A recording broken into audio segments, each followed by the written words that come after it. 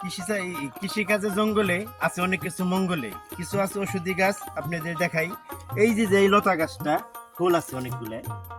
এটা এমন একটা কার্যক্রম, সেটা হলো আপনাদের জিবলা দিয়ে ঘা হয়, এটার এই কুশিটা এমনি ছিঁড়বেন, ছিঁড়ে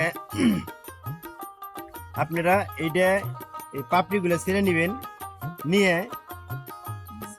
যেখানে আপনাদের ঘাটা হয়েছে আর কি, জিবলাই হোক ঠোঁটে হোক, আপনার কোনো একটার মানে গায়ে মুখের কোনো চামড়াই হোক, যেখানে আছে আপনি এখানে জিবলাটা হয়েছে, এখানে যে ঘাটা হয়, এই পাপড়িগুলো নিয়ে আপনি এন থেকে উনি লাগাই দিবেন।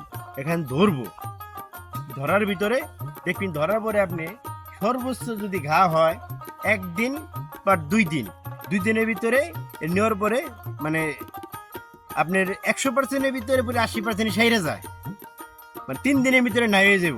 সেটা হলো এই গাছের, এই যে আপনারা যারা কৃষি কাজ করেন তারা বলতে পারবেন গাছের নাম কি। এটা একটা গাছন্তি গাছ।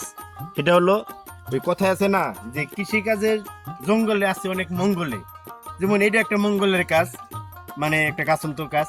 আপনি এটা ভিডিওটা দেখে একটা লাইক দিন, একটা শেয়ার করে দিন, আর আপনার একজনে দেখার সুযোগ করে দেখেন যে এটা কি একটা কার্যক্রম।